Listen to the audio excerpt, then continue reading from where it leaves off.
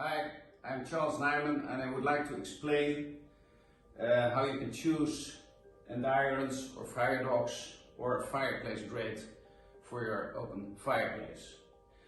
The purpose in general is to bring more air to the fire because they make the fire higher from the ground, which allows more air to come to the fire, but also and thus burn better, but also it brings the fire closer to the opening of your chimney, which improves the draft. And they have been used for that since historic times. Further, andirons or firedogs often have this front and it prevents logs from rolling out.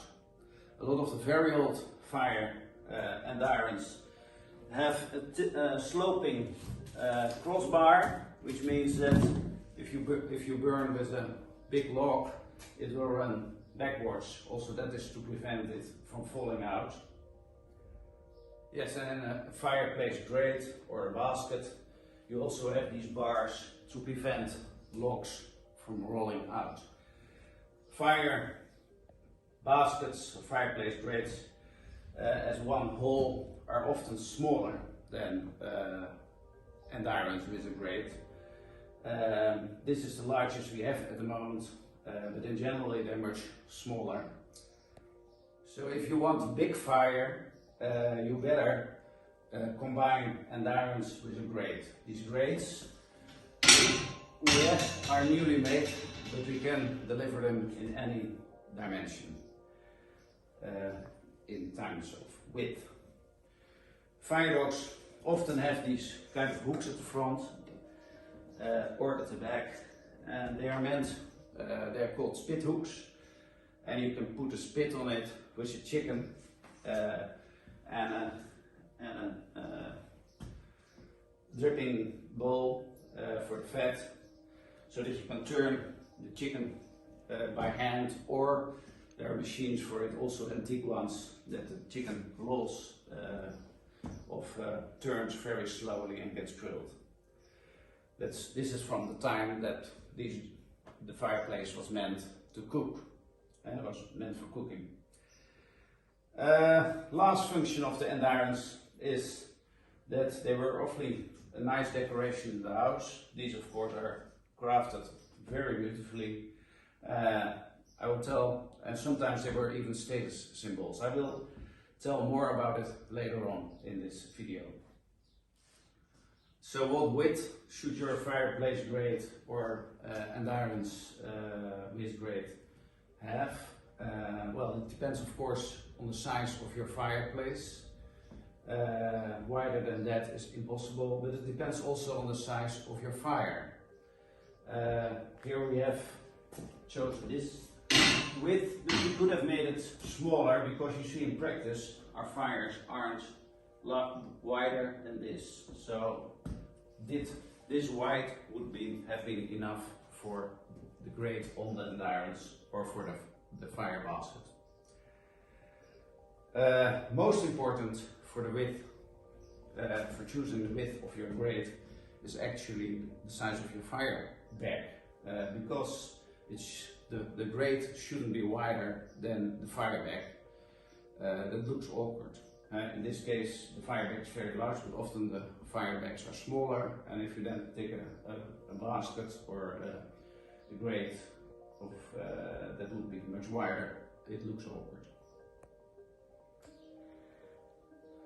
Regarding the depth of the andirons, it's important that you put the andirons and the grate at the back side against the back wall, or a couple of centimeters, an inch from the back wall, because the fireplace has been designed for that. The fire should be at the back side of the fireplace.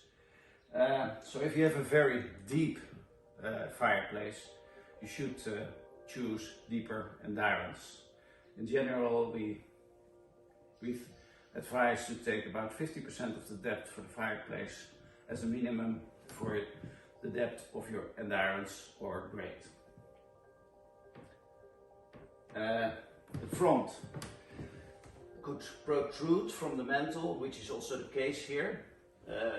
that doesn't matter at all, as long as the grate, the burning piece, is inside the fireplace, else you will get smoke escaping from the fire.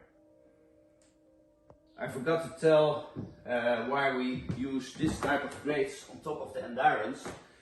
Of course, you make a fire with, can make fires with a large log, but if you do it with smaller logs, and a lot of people use these logs of 15 inches, 30 centimeters, then it will all fall between the andirons, and then you need a grate to maintain the height of the fire. So what other aspects can you consider for choosing andirons? If you like your fireplace very much, you don't want the andirons to attract too much attention, and they can, because they are very much to the front of the fireplace, so they can attract a lot of attention. In this case, we have two andirons, is a grate, that don't attract any attention. So the fireplace is there, and possibly a nice fireback behind it, and the andirons have no influence on that. Or antique andirons and also an antique fireback could add warmth to a modern fireplace. So if you have a modern fireplace, you could look for antique accessories like andirons, fireback, the tools, or the screen.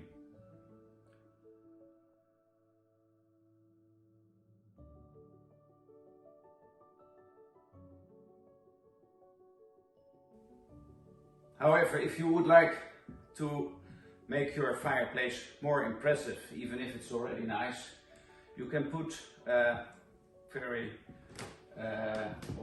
you can put andirons in it that attract attention by themselves, like these 17th century Louis XIV firedogs andirons. They are polished, they shine, and they attract attention by themselves, and they make the whole more impressive. You can reinforce this by making the firedogs a bit too high for the fireplace. This is not the case here. I mean, this height is just fine. Or by a very contrasting color with the rest of the fireplace, and that is the case here. Makes it more impressive. Or if you don't like your fireplace, you could choose very nice andirons that attract attention and take attention away from the fireplace that you don't like. Or if you would like to change the character of your, or the style of your fireplace, you can put andirons and also other accessories like the tools or the fireplace screen in it that change the character of your fireplace. We have a blog on this, how to decorate your fireplace. It's on our website, but we also can advise you on that. If you send us a picture with the dimensions of the fireplace and your question or the required style that you like, we can advise on the andirons and the other accessories.